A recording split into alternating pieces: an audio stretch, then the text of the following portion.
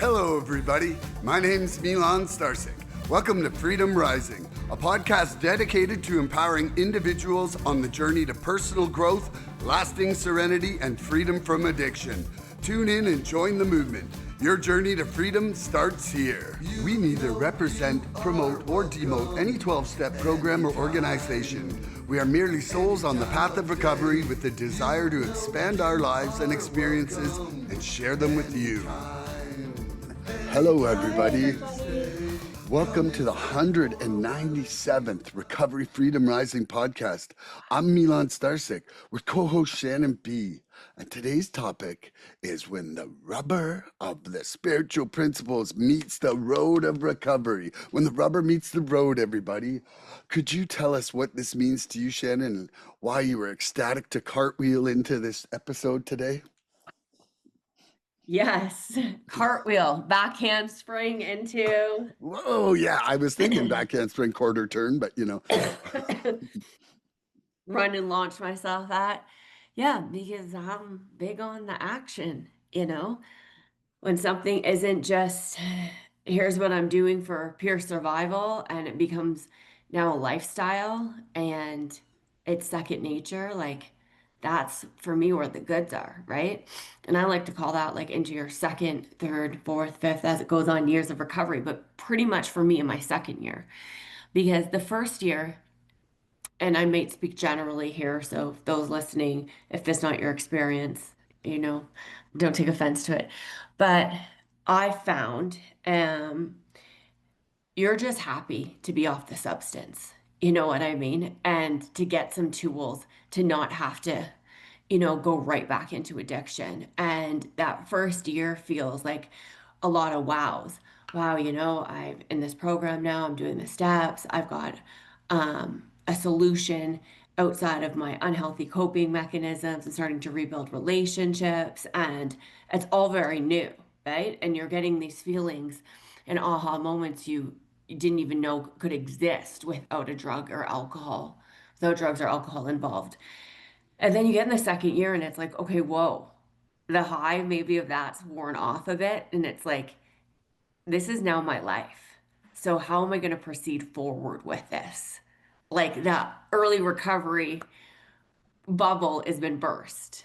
And now it's time to get to work, is how I feel about it. So it's like, okay, so if I'm practicing these principles in all my affairs and I'm going to show up and be who I say that I am, what does that look like? And how do I maintain that ongoing? And that's where the support system comes in, where your relationship with your higher power, and we're putting into practical application every single day what this program teaches us and the principles. I'm honest in all facets, you know? Ooh. I take accountability in all areas. I'm trusting God to the best of my ability with everything, not giving him this, then trying to run the show here. And for me, that's where the real fulfillment and like that fire comes from is like, let's go. Yeah, I love it. That Woo! makes sense. Hopefully it did. Oh, that was amazing. I was on a journey there with you.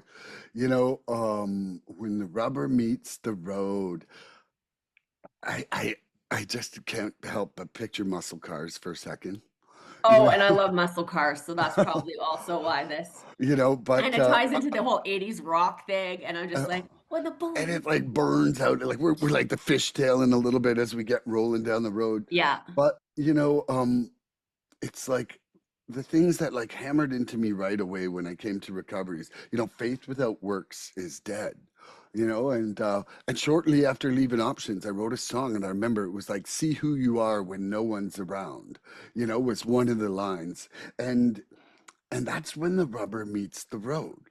Like you can still do a fair bit of people pleasing or just pretending to be somebody, but it's like who you are, when nobody's looking. When is it like actually service for service sake. Like, I think that those shoes take a while to grow into. And I think it's okay to start out saying, like, hey, man, I'm doing this service because I like this service, or it makes me feel good, or I'm getting an attaboy. But the real evolution of it is that, you get the spiritual attaboy out of it just from that feeling that it's the right thing to do, you know? And my life was definitely not guided by any spiritual principles when I started out on this journey of recovery. And and quite frankly, it's like when they say you got to change everything, it's like, yeah, like one thing, everything. And it's not just like putting on a new clothes. Like I can go and change into a tracksuit right now and not look like I'm dressed up for work after this. But to change the inside of your thoughts and your connection to your heart, like that's a process of attempts, failure, acceptance, growth, back, like there's a whole lot of things that it takes a while for it to actually build up. And I do really believe that it's quite a lot like playing an instrument or martial arts or where you build muscle memory, you know, and that must like, gratitude, building your gratitude. That's a muscle memory to be moving in the right direction. It's real easy to say good when someone says, how you doing? But it's another thing to be like, how are you? I'm quite joyous and content. And it actually feel that. Um, I think that inside that hole when the rubber meets the road, there's a big role of surrender in that, and it's about kind of between that understanding and doing. We have to not just talk about the growth, but we have to live it, and that means that there's a lot of old reactions that we have to start to surrender and just let go because they're just not serving us on this pathway. They're just going to pull us back to bad old patterns that are probably going to pull us back towards our addiction, even if we don't relapse. Nobody wants to be a miserable sober person. Like and I really think that it's like if you don't put all these things into play that the program's talking about, you're going to end up that way. Like how many 30 to 40-year straight people do you know that are sober but not in recovery? You know, where I think there's a big difference. And for me, one of the things that I'm always holding stuff up against now, because it's kind of part of my day, part of my two-way prayer, part of everything is loving completely, right? And it's like when I hold my actions up against, am I loving completely in this situation? That's where my recovery gets real. Like where it's like you can't hide. Like there's no kind of patient. There's no kind of accepting. There's no kind of honest. That's still called a lie, you know? And and so my rubber's not even touching the road if I'm like kind of recovering, you know? And it's okay to say that was a win and that's a loss. And that's what our inventory process does, is helps us see where the rubber actually touched that road today. And I'm going to leave that there. And I'm super excited to be sitting here with Miss San Francisco here. And I didn't even realize my background. Oh my gosh. it's amazing. Like, what the funny thing is, though, is that I'm actually enjoying the view there. I'm seeing the sunrise, and the sun just rose here like 10 minutes Let ago. me change it. Okay, you can change it. Sure. I didn't even notice. I was gonna start calling you Rice-A-Roni. Change your name to Rice-A-Roni. That Oh San dear. Francisco treat. Oh dear. I can't even believe that I didn't catch that. I was using Zoom the other day, obviously not on for my podcast, so I changed it, and now I'm like, "You're like Yeah. San Francisco." It didn't even clue in. Holy. I was so captivated by this topic and what you were sharing. Woo. Okay. I Do you want like us to what you first? Oh, go ahead. sorry, I like what you said about that, right? Like the discipline and who am I when nobody's looking? And Mm, you touched on something that triggered in me, that jogged something in me is like, I can put on the nicest gym clothes and head to the gym, but that doesn't make me somebody who works out, yeah. right? Yeah. So it's like, we're not here to just show up as, we're here to live it. Exactly. And it's right inside. And for me, this topic, it's like, I I didn't half-ass addiction. I can't Mm, half-ass recovery. No. I can't do mediocre. So if I was out there wanting to go down in a blaze of glory, I need to be in this program ready to freaking go at life. Like, Yeah. we're just getting warmed up. Let's do the damn thing. I, I, I, it is truly life or death to me. And I truly believe that.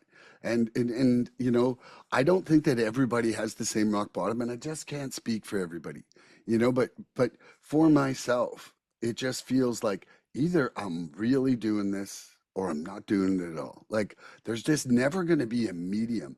And I don't think that there's an idol to it.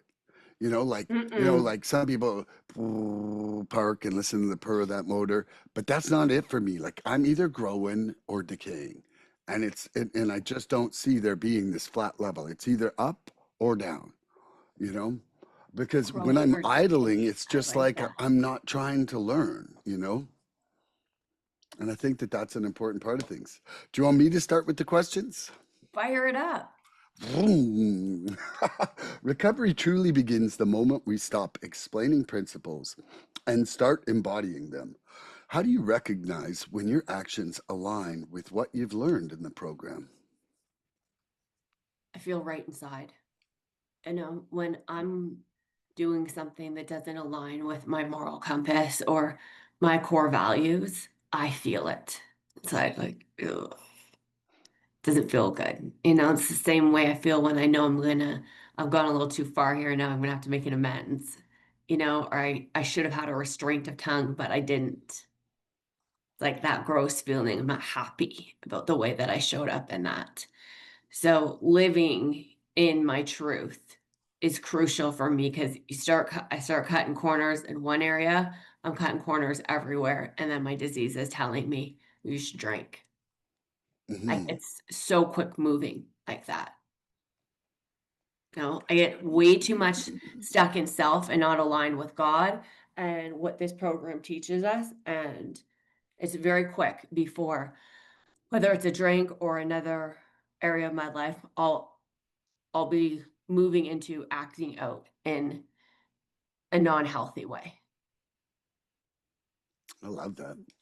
Okay, how do I recognize when my actions align with, well, what I've learned in the program? Uh, Quite similar almost to Shannon, like it even happened to me this morning. I was out and I was taking the dogs out, and I swear, like walking a dog in the morning is one of the greatest meters of whether you're spiritually centered or not. Because when you are, it's like, oh, let them do their business. Dogs will be dogs. And then it's like, hurry the fuck up. Come on, I got something to do. Let's go. Like the patience isn't there. And um, for me, I've really come to recognize recently that patience is surrender in real time. Like, am I Mhm. surrendering? If I'm not being patient, I know immediately that I'm not surrendering now. I'm like, whoa. I'm like, shit, get this guy out of here. Get this guy out of here. Like, I can just tell when I'm totally getting off centered. And it is almost for sure accompanying a feeling of dissatisfaction of what's happening in the moment. And it's like, so instead of just like experiencing it and letting it go, I'm either angry, sad, disappointed, like something is happening inside me where it's taking me from that content and serene perspective. And I'm most certainly not exhibiting love in my actions or words. And that for me is for sure, like I just know where I'm like, whoa, I'm off. And I'll generally give myself a little mental timeout. I'm like, whoa, step back from this, get yourself by yourself, try to do some prayer, try to meditate, try to do something other than be who you're being right now. Because when I'm acting like that, I'm like, I don't even want to be next to that guy. I'm like, get me out of here. That guy's a jerk. I think that's it for me. Wow. I like what you said. My question's kind of gonna piggyback on that too. When you get trapped in that mindset of being judgmental of somebody else or a situation, or you don't like who you're becoming in your head, how do you pull yourself out of that? Because Mm, sometimes for me, my mind isn't enough.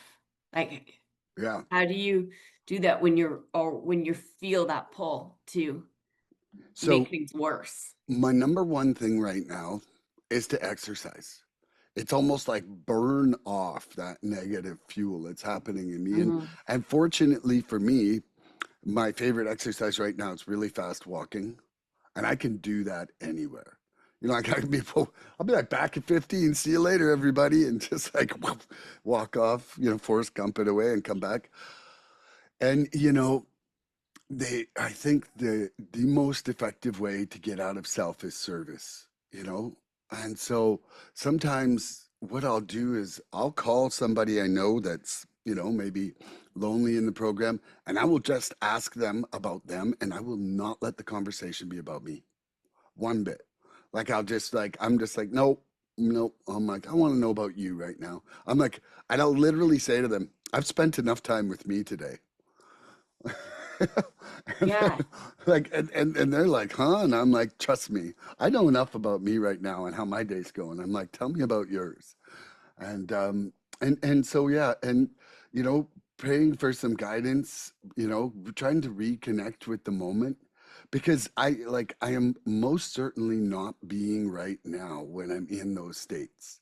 Like I'm either like my resentment of what's happening is either taking me to the past where that expectation was created, or I'm like future catastrophizing about something and creating anxiety and being in the future. So it's like when I really get my body moving, then I feel that it occupies enough of that part of my brain that gets grumpy for me to autopilot into a more serene place. Yeah. I like that. Because I gotta Yeah. like you could see I just move. And I'm like, if I'm not moving enough, then I'm just like Mhm. You want to answer that question? Yes. So one thing I've been dealing with this week is a lot of getting in this mindset where I don't want so much of what I have, like, and not that doesn't mean people wise, but it's like those change things. Oh, I need to go home and I need to declutter all of this. I need to get rid of all of this. And I do that on a regular basis because I just love a good purge and I don't like a lot of excess stuff, but I recognize that this is also an addict behavior because once I start thinking like this is no longer for me, like I'm going to be this person instead of this person, Hmm. it's an external thing when it's really something that's off on the inside, Yeah. And then my Yep. mind will get crazy and be like, but you just bought these things because you like them and, you're happy. And now you're saying like, this isn't who I am anymore. I'm now becoming this person. Like it's external, not when it's an internal thing that's off. So I caught that because like all I've done this in my life. Like I've gotten rid of entire all my clothes, started again. Like it's just wild. And been like, why did I do that? Because I Hmm. think it's gonna make me feel some certain type of way. But it's a spiritual thing that's off. And I realized too that I've not been in gratitude. So Oh for myself, yeah. it like even when I hear someone like say to me, Shannon, you just gotta, you know, do what you need to do. Don't let all this affect you, blah, blah, blah, in a certain area of my life. And I was like, yeah, we'll see about that. Like I get so far sucked into things that I don't see the gratitude in it. And I want to share something that my partner, dear Ryan, sent to me. And this hit home so much. And now I'm like, I need to be reading this to myself daily. It's like a devotional from the Bible, so hopefully that doesn't offend any of our listeners. But it said Daniel didn't view his life through his circumstances. He saw it through the goodness, grace, and power of God. That's why Daniel's circumstances didn't change who he served. And it just set off to me as like who I am and how I show up in situations doesn't have to change just because of the circumstance. Or Boom. because I don't have these tools I think that I need from an outside source doesn't mean that I can't show up and do my job that aligns with me and serve Mhm. my clients. Yeah. Simple, right? But it was just hearing that made me shift. And I'm like, okay, oh, haven't been praying, haven't been reading any of my devotionals, haven't been meditating, Yeah. been stuck on a one track thing. Like in the week before, I was so spiritually fit, hitting meetings like, there were a scorecard Yeah. and so much gratitude and shifted. It Like is a daily reprieve contingent on what? Hmm. our fit spiritual condition That's right. daily. I know. When these days come, I don't know why it doesn't dawn on me to actually pray Mhm. instead of Yeah. obsessing. Mhm. Like I had noticed myself, I was waking up and going on Instagram, and that's like a no-no for me, just like it is not to go on at night. And I was only using it for a while there just for work. And I was like, okay. And now I found myself not doing that. So I literally the other day, while I was away for work, woke up and was like, I shouldn't go on Instagram. It's not how I want to set the day. As I'm grabbing the phone and going on Instagram and feeding into my own anxiety. Whoa. Like I was the creator of my own chaos. Well, and not only that, it's like then you like have said something to yourself, not listened to it, and it also creates that personal resentment inside, like inside whatever anxiety Instagram was going to create. You're, you're now resentful at yourself for not listening to yourself. And I'll see something that is zero freaking bearing on my life whatsoever. Mhm. And now I'm fired up about it. Oh, yeah. But it's like if I do that to myself, if I tell myself no and then I feed into my own chaos, right? Mhm. Yes, self resentment. Then I need another quick fix to try to pull me out of that. Like, oh, better eat something sweet or get some caffeine or, like an instant gratification. But I do that too long and that self-resentment happens. I realize like, why am I doing this to myself? What am I getting out of it other than just to feed into my own negative energy that's going to continue on with the day? But I've also just shown myself I can't trust myself. Yeah. And where's an area of my life that I need to be rock solid in, being able to trust myself and trust Yeah. my gut and trust these things, especially as I'm moving into a next chapter in life. So why am I doing these things that are going to only hinder me there? Yeah. And then that's what we have to get to the bottom of and either surrender or work on, with small habit changes and building, or if it's something that's just beyond us to surrender it, right? And Like I had a friend. catastrophizing something that hasn't even happened. Like I Yeah. was talking with someone, I don't know who, but it doesn't matter. And I was saying I was worried about X, Y, and Z, and they were like, yeah, but that hasn't happened yet. Like you haven't even made that decision yet. You're Mm, not even in that yet. So you yeah. didn't need to worry about it right now. And I'm like, yeah, it's called planning ahead. No, what It's it's called doing future is robbing any catastrophization. joy from today. That's right. It's like the snowball effect of like the chaos I create in my own life, in my own mind. I agree. Um, I was talking to a friend, I think it was about Tuesday, and there we were talking about this, and someone saying, "How's it going?" And I said, it's getting more closer to the point where I'm like, I am great. The day is tumultuous. And it's like just exactly like that reading you were just saying, where it's like you deliver the same you to everywhere and don't allow those things to have the puppet string on you. And I could say that for myself, I've been having like some days where it's just like there's been a lot going on the last few weeks and it just hasn't taken me off center. Are you ready for another question? I am. I am. I'm really Okay. ready this morning. Okay, I like this one statement I got here. The living clean teaches that awareness without action becomes self centered comfort. Oh, I like that. Now, how do you keep from confusing spiritual insight with spiritual growth? That's a good one. Well, ladies and gentlemen, this has been a good podcast. I'm going to log off now. The questions are getting really wordy and really thought provoking. um, That's a little too much for breakfast. this is a lot. I feel very pressured. Spiritual intellect with spiritual. How do you keep from confusing spiritual insight with spiritual growth? Oh, Because the living clean teaches that awareness without action becomes self centered comfort.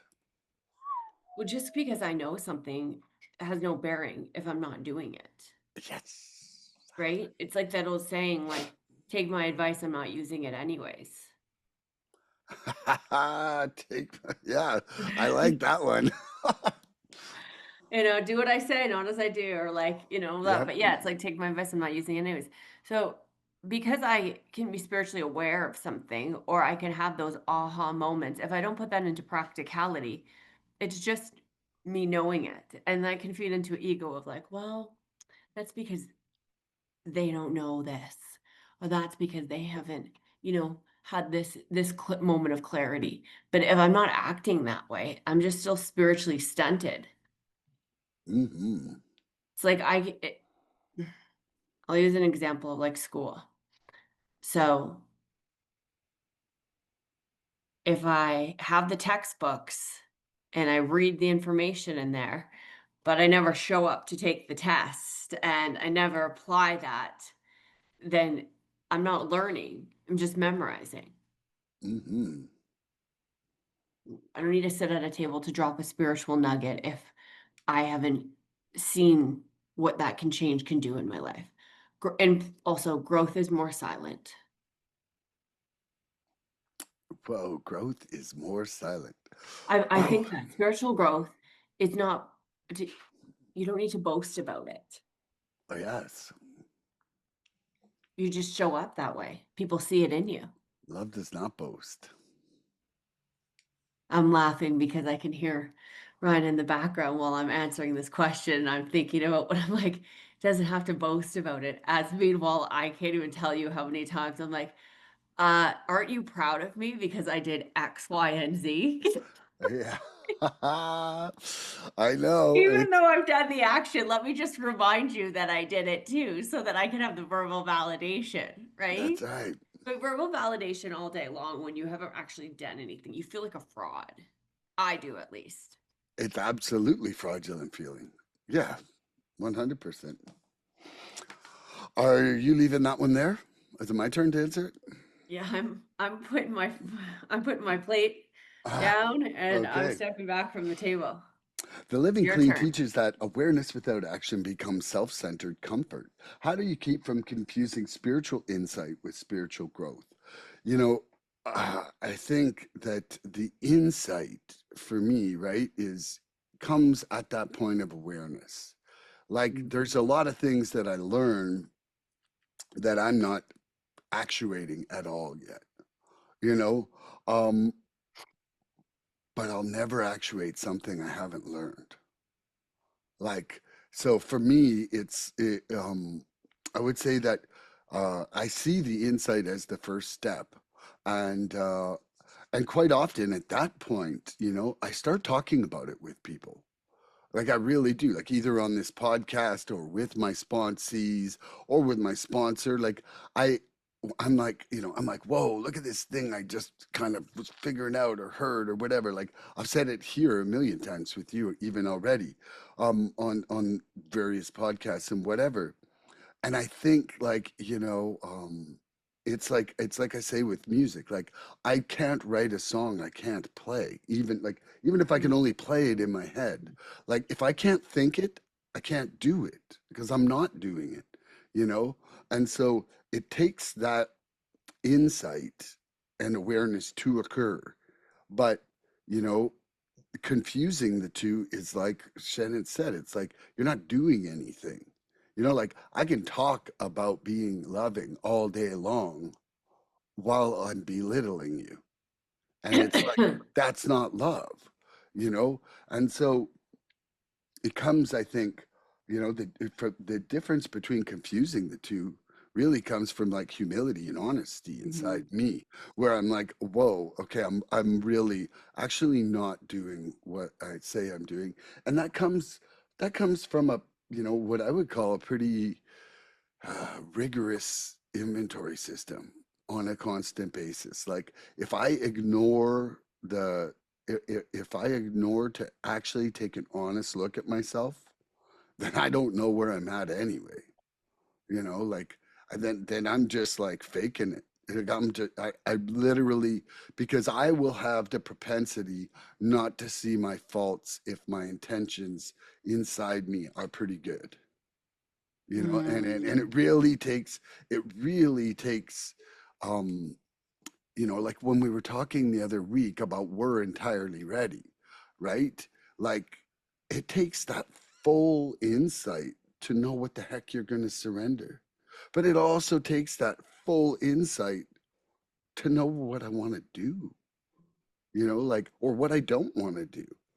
Like there's times where for years I did stuff and I thought it was nice. I did. Mm. And when I look now, I'm like, don't say that.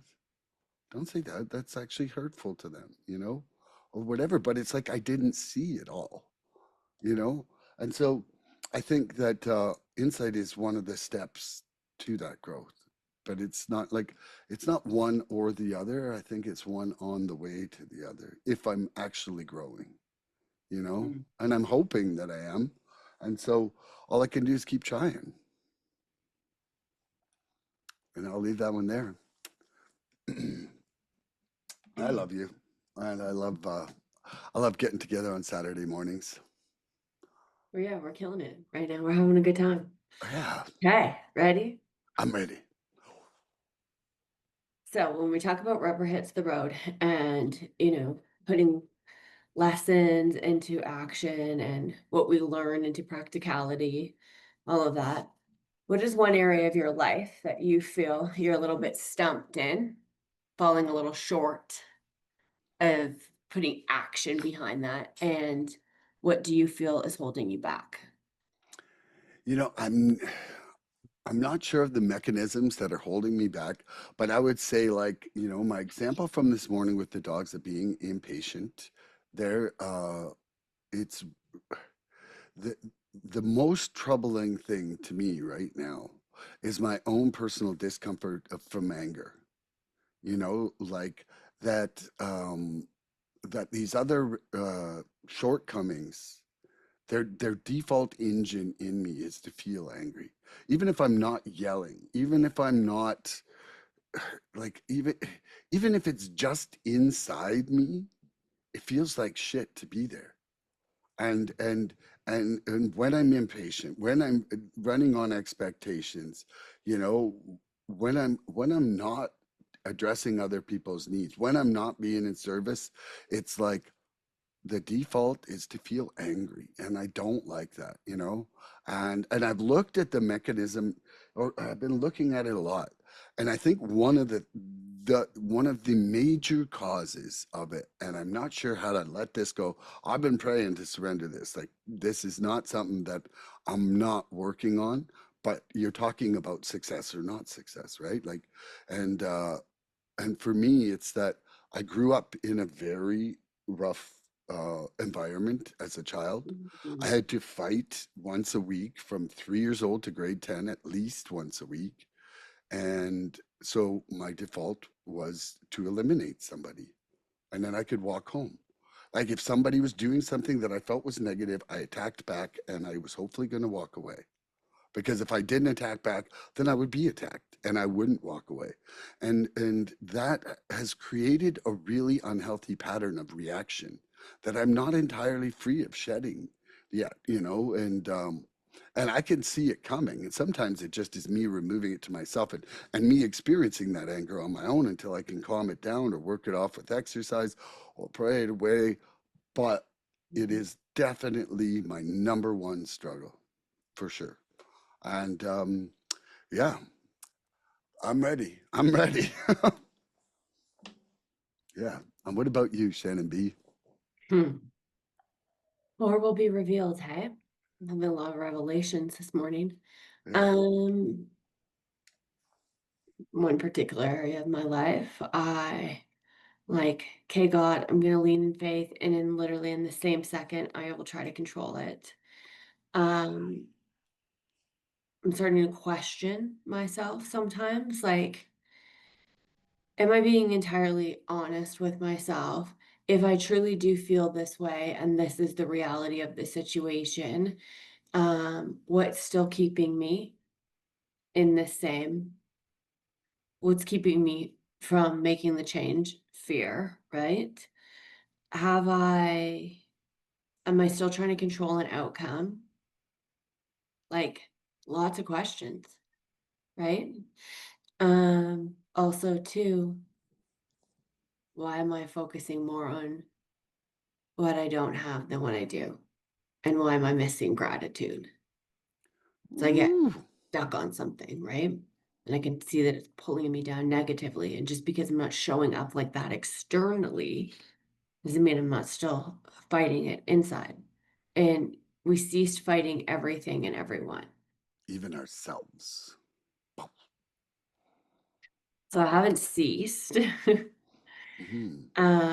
I realize that in something in particular, it's because I don't want to do what is expected of me Mhm. for this particular role, we'll say. I want to do it my way. And because that's not an option, then I'm frustrated.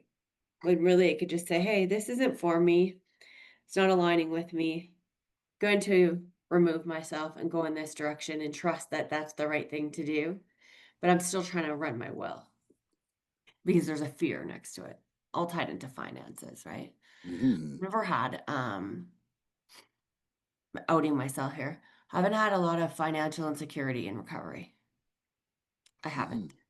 So I do have that now, and I don't Mhm. like Oh, I was there February. Like, don't you remember it. me talking about losing my place? Yeah. Like, and I am telling you, like, praying gratitudes and and like literally one of the things that I write down every morning, like it's I'm grateful for the privilege to help and serve others. The second thing is financial abundance. All right, financial abundance, because that's just where, like, I don't want to talk about my lack. I don't want to feed that engine. It's like I literally pray about financial abundance. And not because I want to be wealthier than anybody else. It's because I don't want to worry about it. And when I have abundance, I don't worry about it. It's hard. It's the hardest, like, not the hardest, but it's a damn hard one. And I want this, and this with this type of financial payoff. And I'm okay with, I say that I'm okay with, I know this is gonna take sacrifice, but I don't want it to be too much sacrifice. I don't want it to be for too long. And if it's gonna be that way, then I want to be like, okay, so it's gonna be 3 months and then everything's gonna look like this and it's only gonna get bigger. mm, While knowing full well that when I had those things, look where it took me. You know what I mean? Having more yeah. financial security and being addicted to work and money and success like that, right? Didn't I didn't do well. No, neither did I. So then again, that morbid reflection, and I'm like, I had all these years of making all this money. I should have saved more. I should have done this. I should have done that, right? But you know what I don't think about is what I actually did do. Oh, I Mm, bought 3 homes on my own. I got myself out of debt. I save for the mm. future. That's like these are accomplishments, but I don't remember any of them. Yeah, it's amazing how quickly the benefits can go in the face of one thing that's irking us, right? Yeah, and like I took my 2 years, right? So, or like you've accomplished so much, or I'm so proud of you, or look at what where you were and where you are now. And I don't see any of that stuff. All I care about in my mind is I'm not financially where I need to be. Like that thought has trumped everything else. There was a guy with 39 years who goes to the meetings down here. And he said that his third year in the program, his sponsor said, you have to live Tradition 7, where like every AA group should be fully self-supporting, declining outside contribution. He's like, you have to do that for you. And he was mired in debt at the time. And so he got himself out of debt and he's never been in debt since. And he's like, now outside things don't influence my decisions in life. And I was just like, whoa. And so since then, I'm just like, that's what the direction I'm going right now is that it's just like, I want to be fully self supporting and I don't want outside influences to influence me monetarily. And, I think it's a really freaking cool interpretation. Like a lot of people say that the traditions are our guidelines for how to live, like not just as a group, but also just how we interact with others in the whole world. And when he said that, it just had a lot of impact on me. And that was like right at the point where I like had to just borrowed more money to try and not lose everything. And I was like it was like at the absolute opposite of where I was at in my existence. And but it gave me an idea of where to go to. And then, part of the turnaround for me on it all has been that it's like it's not going to happen on my time and deepening my surrender of it happening on whatever's time. Like, I'll tell you a little story. My cousin and I, he's gone through like a separation divorce, and so we've had to sell our rental properties that we have together, and at quite a loss. But there was one property where we had an offer on it in July, and just as subjects were going to be removed and it was going to be freedom, boom, that one falls through. Then another one comes up on it and it falls through, and it's like every time I created the expectation of freedom, it was pulled away again.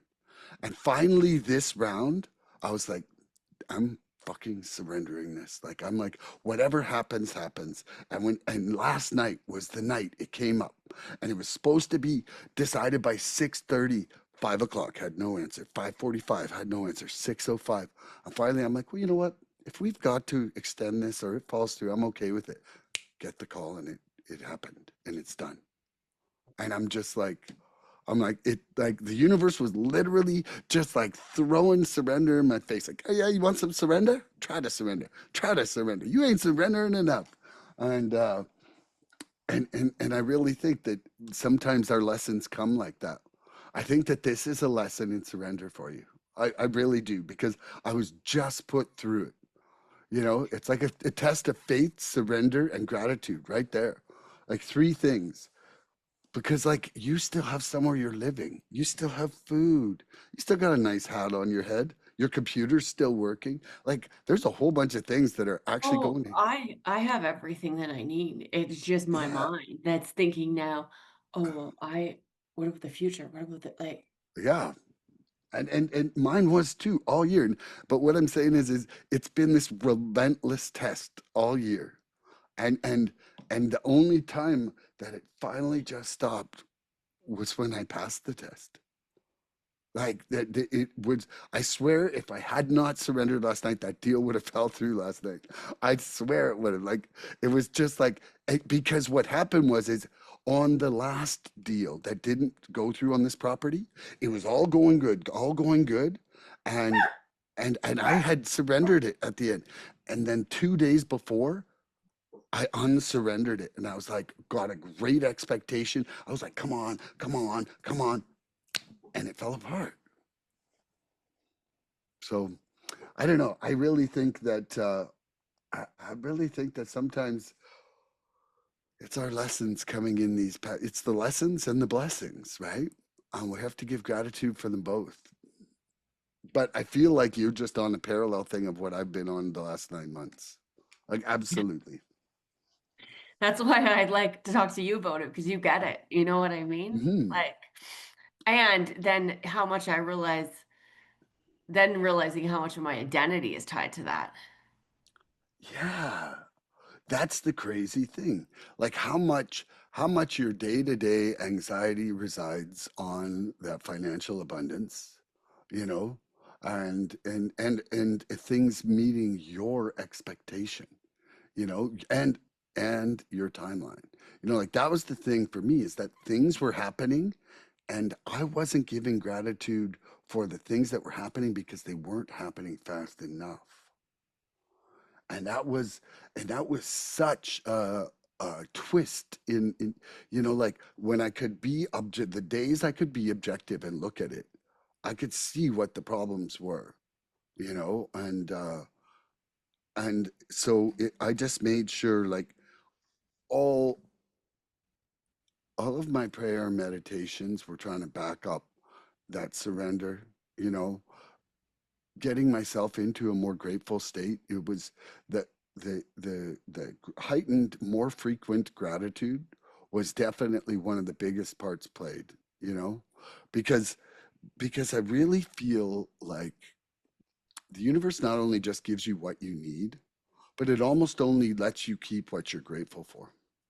When you stop being grateful for something, it just like slides away. Why? Because maybe somebody who's more grateful needs it. There's something going on with that. But it's like, so it's like your gratitudes have to be formed and shaped in his it's full and oh, hold on one second. When I said, how do you? Okay, integrity is built when we do what we do matches what we believe, even when no one is watching. So, what daily habits keep your integrity strong in subtle, unseen moments? Hmm.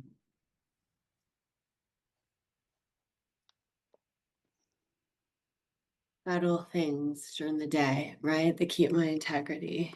Your daily habits that keep your Hmm. integrity strong in subtle, unseen moments. Honoring commitments. Even when inside my mind, I'm like, I don't want to do this, or I want to cancel this, or I want to not show up for this, or not just going and doing it anyways, right? Because I'll feel the guilt from that and it won't be a relief. Um, doing things that need to get done and when I don't want to. Adulting because my goal, my if I my integrity is to be an adult that takes care of things and doesn't procrastinate anymore. Like I tell myself, like no more procrastination time to get stuff done because all it's doing is prolonging your suffering. If I'm not doing that, then I'm not aligning with myself. So I've been very good at doing that. Trying to stay disciplined in some areas of my life, whereas this week has been a tough one for that. Today's a new day, tomorrow's a new day. Keep going with that. And yeah, showing up as I want to show up. How does God want me to be? Nice. I love that. You? Well, I liked that you started with keeping your commitments. It absolutely is. It is that discipline and commitment of doing my program as a whole. At least, it's funny. Is my program working? I don't know, but am I willing to stop it to find out? Like the reality is that I am straight and I'm happy and I'm just not going to fuck with what I'm doing. So that commitment and that discipline to be on my program um is just too satisfying to risk not doing, I would say that, the exercise keeps me personally in my integrity because part of part of what I'm trying to do is forgive and to love myself. And it's one of the things that makes me feel like I'm actually loving myself the most. And because feeling positive changes due to action from it, like physical positive changes, which then also opens my mind in a more content way. You know, inside my prayer, like praying, like I was talking about praying gratitude, you know, like Mhm. like it's real easy for me to say, yeah, Shannon, I'm so grateful for my day. I'm walking around going, fucking shitty day. What a fucking day. Like that's just a lack of integrity there. And if I practice my gratitudes and practice them in more frequent intervals throughout the day, it keeps my head on straight in that way. Where I my love that. where my intentions are matching my thing. And so every morning, except for one day, I missed one day only because I'm absent-minded, not because I intentionally wanted to miss it. um I've been doing that two-way prayer, and what that does for my integrity is, like the two main things that I'm asking inside my two-way prayer is, how can I love more completely, and how can I deepen my surrender? Or, a modification of that would be, what can I let go of today? And so before I start writing out today's, I read yesterday's, and there's something about that that lets me see what I won or lost on. Like if I read like one of the responses in the two-way prayer, and I'm like, didn't do any of that yesterday, like I know where my lack of integrity is lying, and lying was a pun there, by the way, but not intentionally. But yeah, and so I feel like that one is a big one, and then inventorying myself, like actually having events and stepping back and being like, whoa, do I need to go make an amends for this, or was that okay? Like almost always, if I'm feeling like I need to do an inventory on something, it's because I fucked up. Like I'm rarely like, I'm going to inventory my awesomeness. Mm. Like, I don't, if things have gone amazing and I've hurt nobody and loved really well, I rarely feel the need to go and do a big inventory on it. And be like, well, I don't need to make any amends now. Like, that's just, but there's that feeling of unrest, that discontent that, leads me to be like, well, whoa, what's my motivation in this? Or what was my fear? What am I doing? What am I doing here that isn't loving? And getting down deep into that can be painful, but necessary sometimes. Thank you. Yeah. And do you have another question for me? Sure, I have one task. Share with me an area of your life that you want to challenge yourself to rise up in. Well, I mean, okay. Similar to earlier, I would say anger is my greatest discomfort. But let's see. Another area. Another area would be, I would say, slowing down my reactions to responses. Mm. And there's times where I'm way better at it.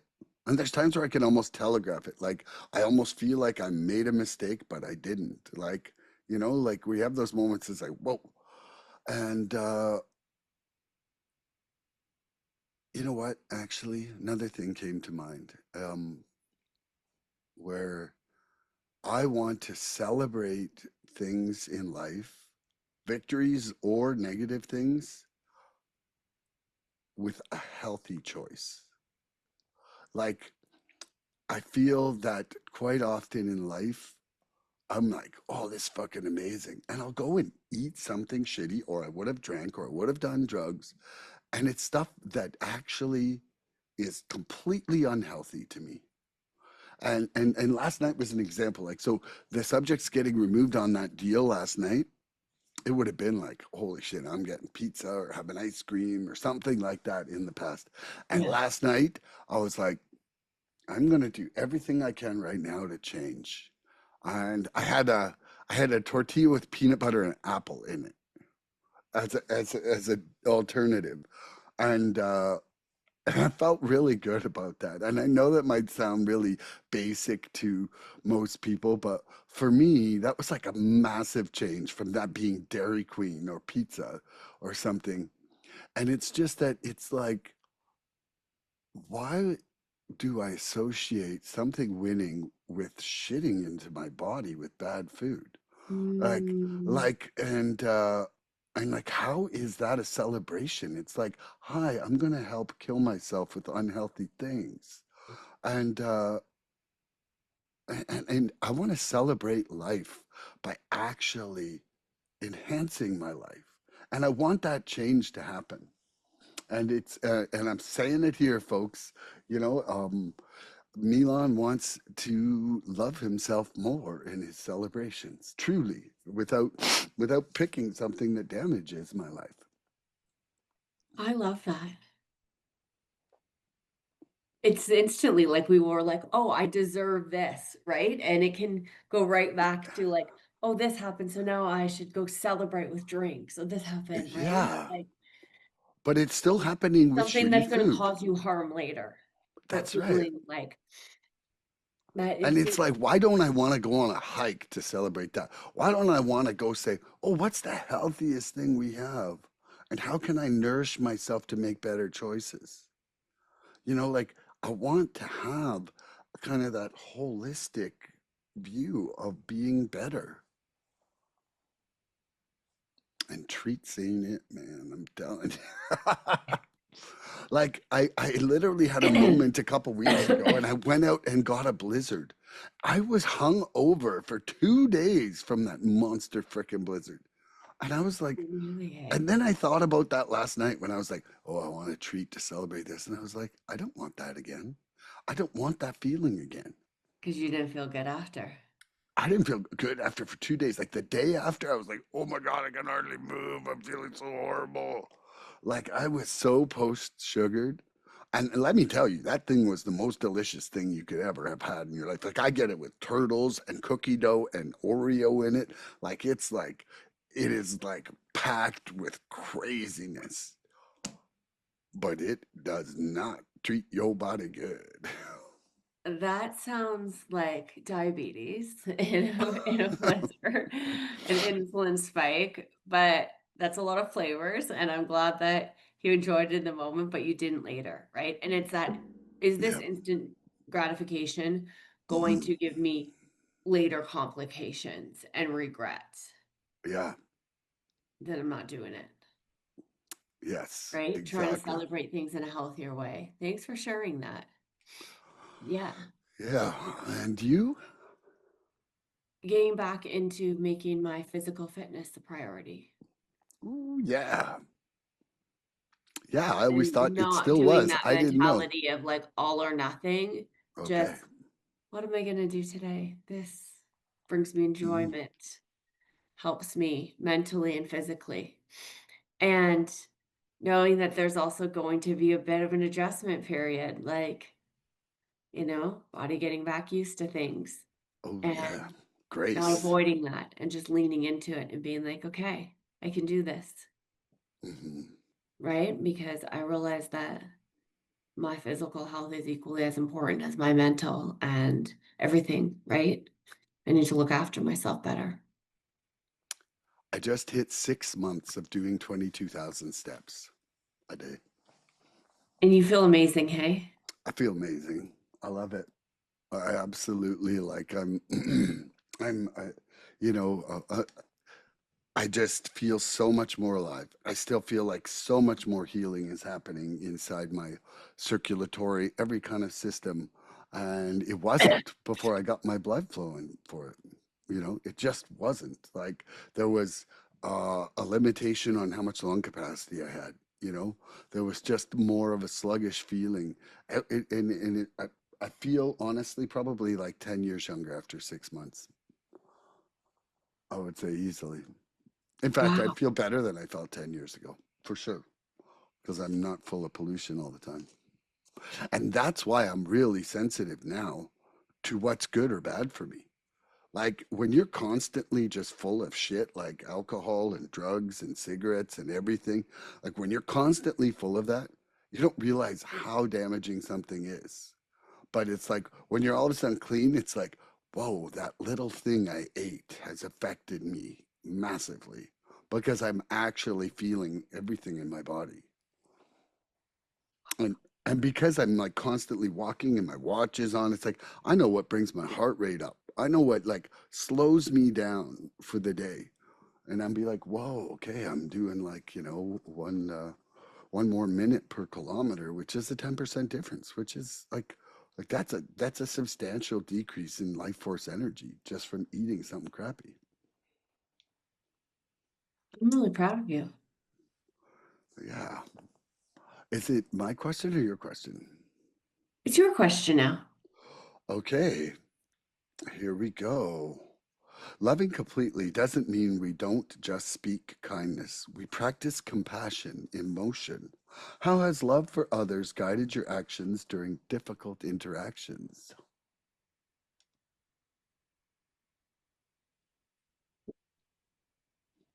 How has love for others Being guided able to you? give people grace, right? That has so freely been given to me too, that just because I'm not happy or impressed with the way somebody's speaking or handling something doesn't mean I love them less. It's not conditional, right? And being able to realize what I love about them so much and see them as a flawed human just like I am helps me through those situations too. Because we can get real caught up real quick, and pissed off. And I'm like, okay, I have a part in this too. And they're experiencing a human emotion just as I have. Like, separate the situation or their words from who they are when I things love are that. a little tough. That's awesome. Wow.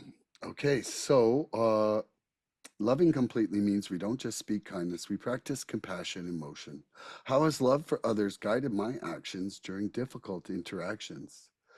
You know, it's uh it's been the like comparing like loving completely, but also like looking at like I love this person, or in Mhm. my mind I at least have this concept that I love this person, right? Like whether I've actually been able to actuate real love or not, we could debate about that the rest of today. But when I'm looking at somebody and something's going sideways, difficult interactions. I like that wording there, difficult interactions, because Yeah, me some too. interactions are easy. Um, and there's ones that are really not. And why are they not? Probably because I'm acting out in self. Like probably and and so when I look like how am I not being loving here? And love isn't angry, right? Like if I'm responding angry and I'm not being loving, no matter what my intentions are, you know what I mean? And and and a big one for me is patience. Like patience and tolerance and acceptance. Like a big flaw for me is not accepting you exactly how you are now, but me wanting you to be the role that I've created in my mind for you. And that role in my mind is perfect for me. And I probably would hate you if you were actually that role, but the problem is that in that moment, I'm like, whoa, whoa, Shannon, don't you have the script? Don't you have the script right now, Shannon? Because I swear, if you just said this, day is going to be great. I now I've just attached myself to that. And so sometimes I'm like, I've been that same person. I've been that same person. And I've been forgiven for that, or I've been loved for that. Like, I mean, I have been forgiven for some stuff, Shannon, that just like I would have a hard time returning around and being forgiving for. Like, I just have, and I'm 100% honest about that. I'm not putting myself on any pedestal because that would just be a lie. And, but I really see that, you know, um,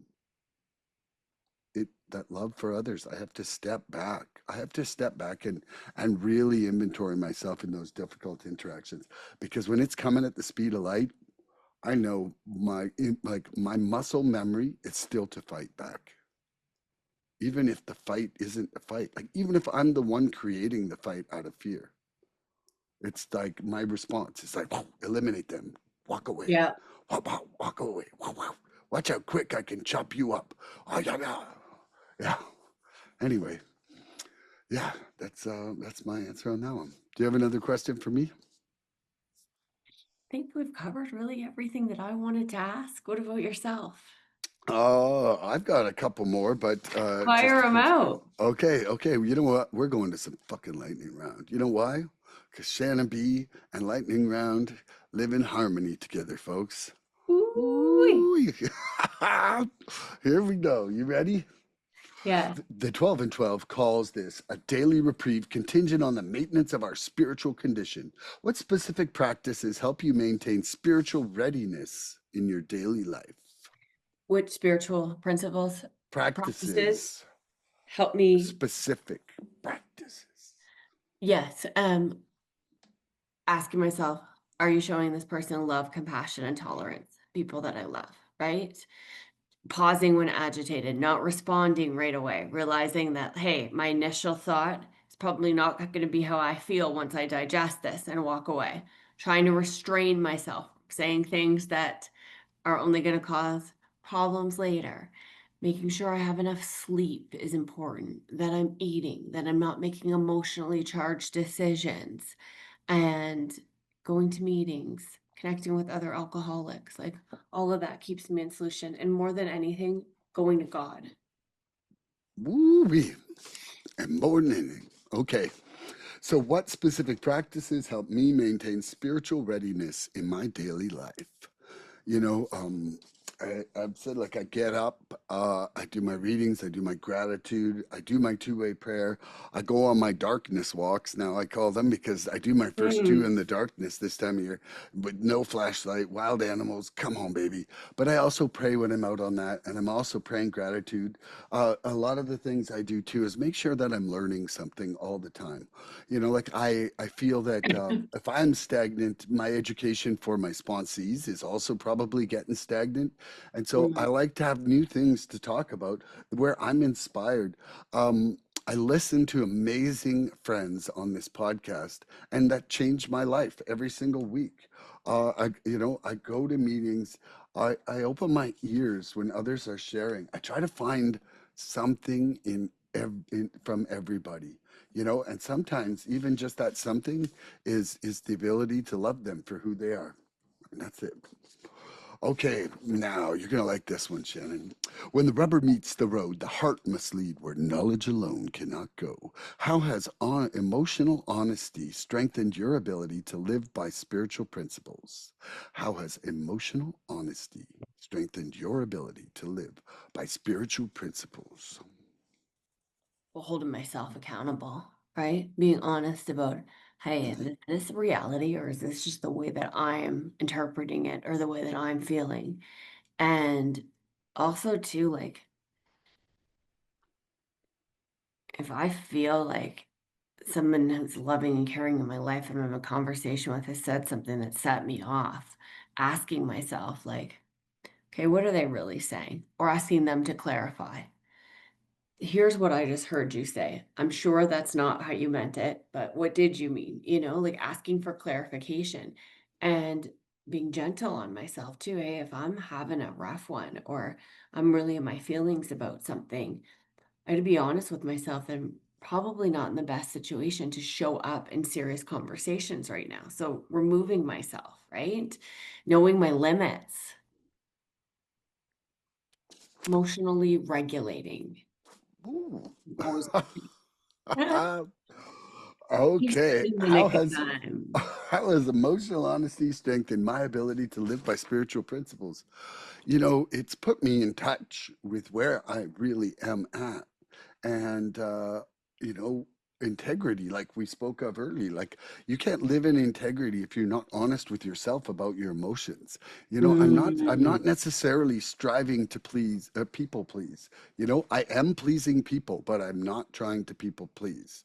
And, and that's just by creating a more pleasant version of me to be around. Um, I think that I was really out of touch with my true feelings in situations because of either A, trying to fit in, B, like make up for, like, I would do so Mm, much damage over here that I'd have to be good over here to like balance it out. And that was just creating like this false comfort sense in other people that was really painful for me because I wasn't living who I really wanted to be. And I wasn't really mm. actually seeing myself who I was. And yeah, I'll leave that one there. Okay, this is the last one. Shannon B, who comes back to my old favorite, Mr. Surrender. Surrender allows action to flow from humility rather than ego. How do you tell the difference between spiritual action and ego driven performance? Vroom, vroom. What my intention is. Okay. How quickly have I made something about me or not? Right? I'm not getting what I want or I'm going to lose what I have. That's all ego. And I check in with that too. So if I'm immediately disgruntled about something or come from a place of entitlement, I'm like, ooh, better check yourself. And I don't always know if I'm in that till I stop and make a solid self appraisal or I ask someone else for help and guidance in that situation. But I know when it's ego because things start to get icky, feel Yeah. icky, Yeah. trying to control something, not aligning, not how God wants me to show up, right? If I quickly if my gut instinct is make it about me or I fall right into that, then I know that's my ego driving the bus, not God. Boom. Okay. How do I tell the difference between spiritual action and ego driven performance? Let's talk the word freedom. If I am feeling like there's freedom surrounding this situation, freedom for outcome, freedom in my heart, like feeling open, that's probably a spiritual action. And the second I'm like super outcome based, it's definitely ego driven performance. Like I'm not surrendering it. I'm not approaching this with love. Like I'm just like, it's got to be this way. There's an expectation. Come on. If it's not this way, I'm not going to be happy. And Yeah. and that's ego driven performance written all over it. And like if I am if this action is pulling me out of serenity, joy, freedom, contentment, then that's ego. It's ego right there. Because spiritual acting in a spiritual action just doesn't take me away from that spot. And that's Mm, it. Well, would you like to mm. say something here at the end, Shannon? Well, I would like to say this was amazing. I love you. Love you too, and I really needed this morning, and I'm really looking forward to a week putting some of what I've learned today into practicality. Woo! And everybody out there, tune in next episode for more recovery fun. Bye bye, everybody. Bye, everybody. Please help us help others. If you like what you've seen here today, please subscribe and share this podcast and help us get to 100 followers. We're looking for interaction with our audience. So please email recoveryfreedomrising@gmail.com or contact Milan South Okanagan Starcic on Facebook with questions, topic suggestions, or just comments. We'd love to hear from you.